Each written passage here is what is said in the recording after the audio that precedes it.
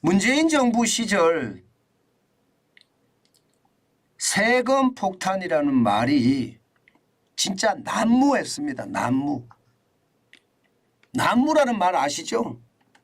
어지럽게 춤추면서 떨어진다는 이야기. 온 세상의 세금 폭탄, 부동산 세금 폭탄, 세금 폭탄이라는 말이 장난이 아니었거든요. 그러면서 말입니다. 문재인 정권을 이야기할 때 가렴주구 정권이다. 가렴주구라는 단어 자체가 굉장히 심각한 단어라고 저는 생각해요. 굉장히 심각한 단어라고. 가렴주구라고 생각을 해보세요. 이게 세금을 수탈하는 것이 아니라 백성을 수탈한다는 이야기잖아요. 예. 실제로 가렴주구란 말 그대로 해석을 하면요. 가가 가혹하다는 뜻이잖아요. 그죠? 예. 그렇게 가혹하게 백성들을 쥐어짜서 세금을 끌어들이는 것, 심지어 억지로 빼앗는 것이라고 이야기하는 게 가렴주구예요. 그러면 그런 가렴주구 정권이라고 이야기했으니까 시장이 얼마나 문재인 정부가 얼마나 독했는지 보여주는 그런 단어들이다. 세금 폭탄이라는 단어, 가렴주구 정권이라는 단어, 이런 단어들이 그걸 대변한다. 이렇게 제가 말할 수 있다고 했거든요. 실제 말입니다. 그런 지표가 나왔어요. 이 지표가 보니까 아이고 진짜 놀래. 예, 여러분 보시다시피 경제 성장률 대비 세금 증가 속도입니다. 지금 보시는 걸 보면 여러분들도 지금 깜짝 놀라실 거예요. 예, 일반적으로 국세 탄성치라고 이야기하거든요. 이것을요. 문재인 정부가 2.06배입니다.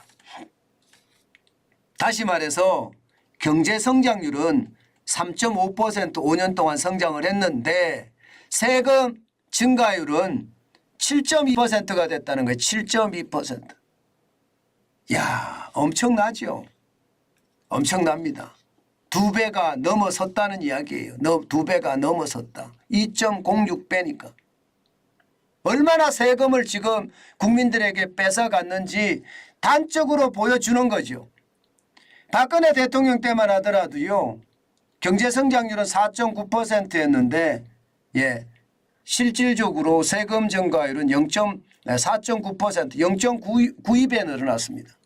이명박 대통령 때는 오히려 0.82배예요. 한 배도 안 됩니다. 노무현 정부 때가 또 1.35배예요. 김대중 정부 때도 1.28배고요. 김영삼 정부 때는 1.02배입니다. 이게 보니까 진보 정권이 들어서면 세금에 대한 어떤 충격이 크죠. 김대중 대통령 때도 1.28배였고요. 노무현 대통령 때도 1.35배였고요. 문재인 대통령 때는 2.08배. 쉽게 말하면 경제 성장률에는 관심이 없고 세금 걷는 데만 관심이 있다. 이렇게 이야기할 수 있나요? 저는 그렇게 이야기할 수 있다고 생각합니다. 그 정도로 말입니다. 국민들이 봉이에요. 이 국민들이 말입니다. 말로는 대통령 후보가 되면 떠받들겠습니다 하고 난리를 치지만 결국 말입니다. 국민들은 봉이다. 국민들은 나의 노예다. 저는 그렇게 생각할 수 있다고 생각합니다. 열심히 일해서 세금 내라 이거죠. 세금 내라. 그것도 세금도 많은 세금을 내라. 이런 뜻 아니겠습니까? 실제로 말입니다. 여러분. 조세 부담률을 보면 가렴주구 정권이라고 해도 과언이 아닙니다. 실제로 제가 한번 비교를 해봤어요. 2010년에 대한민국의 조세 부담률은 17.2%였습니다. 그리고 좀 증가해서 2016년 말에는 18.3%였거든요. 그때부터 늘어나기 시작합니다. 2017년에는 18.8%까지 늘었습니다. 2018년에 19.9%, 급기야 2019년에는 20%가 넘어섰습니다. 20.1%까지 넘어섰고요. 2020년에는 20.4%, 그리고 2021년에는요. 22.1%예요. 여기에다가 2022년까지 가면 23.3%입니다. 다 차치하고 말입니다. 2016년 말 대비 2021년 말을 보면 5년 새에 20.8%가 늘어났습니다. 5년 새에. 우리 세금이 20.8%가 늘어났다는 거예요. 5년 새에. 여러분 벌이가 5년 새에 20.8% 늘어나셨습니까? 아마 5년 새에 20.8%가 줄어들었지 않으면 다행이라고 생각합니다. 많은 사람들이 그렇게 생각을 해요. 돈 주겠다, 뭐 재난지원금도 주겠다, 노령임금도 주겠다, 청년 취업지원금도 주겠다. 이렇게 돈 주겠다 하는 게 말입니다. 문재인 대통령 주머니에서 주는 게 아니에요. 국회의원들 주머니 털어서 주는 게 아니란 말입니다. 여러분들 주머니 털어서 주는 거예요. 결국은 말입니다. 포퓰리즘이라는 게 여러분 주머니에 나와서 다시 여러분들에게 돌아가는 거예요. 그러면서 말입니다. 시중에 통화량은 늘리고요. 통화량이 늘어나니까 돈의 가치는 떨어지고요. 그러면서 안 되면 빚내서 뿌리고요. 이게 최악의 정권이라는 거예요. 저는 그렇게 생각합니다. 오죽했으면 여러분 IMF에서요. 대한민국의 가계부채 빨리 줄여라 이런 이야기까지 했을 거예요. 왜 그러느냐. 이게 통제 방역을 하다 보니까 최악의 상태를 맞은 거예요. 그러면서 세금대로 엄청나게 가혹하게 매겼으니 이게 역사에 남을 일이죠. 아마 여러분 보세요. 이거 반드시 역사에 남을 겁니다. 이제 이 지표는요.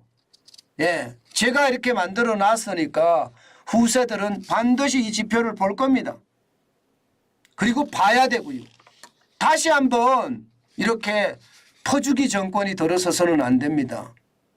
대한민국이 진짜로 단단해지려고 그러면요. 퍼주기 정권이 아니라 합리적이고요. 객관적인 정권. 뭔가 대통령이라는 국가 최고 지도자가 국민을 위해서 그리고 국가를 위해서 사는 사람 이런 사람을 뽑아야 한다는 사실 우리는 오늘 또 한 번 느끼게 됐을 겁니다. 지표를 볼 때마다 제가 놀라는데요. 이런 지표가 결국은요. 시장을 완전히 망치는 것 아닌가. 저는 그런 생각도 진짜 많이 하거든요. 그 어느 때보다 여러분 지금 세금에 대한 충격 저는 굉장히 크다고 해요. 많은 사람들이 이야기할 때요. 아니 아직도 OECD보다 낮아. 조세 부담률이. 그렇게 이야기하는데요. 저는 OECD 평균보다 낮는 것은 사실입니다. 그렇지만 국민 부담률로 가면 상황이 달라집니다. 우리는 4대 연금에 대한 부담이 엄청나잖아요. 준조세가 또 장난 아닙니다. 그렇기 때문에 저는 이게 낮다 이렇게 이야기하는 거 저는 맞지 않다고 생각합니다. 그 정도로 말입니다. 심각하다고 저는 생각을 해요. 심각하다. 지금 제가 생각해서는 아직도 멀었어요. 지금 세금에 대한 부담이 워낙 크고요. 게다가 예산은 워낙 늘려놔서 아니 국민은 돈이 없는데 세금은 자꾸 내야 돼. 이게 말입니다. 400조인 예산이 600조까지 됐으니까 최악의 경우가 될 수밖에 없는 거죠. 아마 앞으로도 말입니다.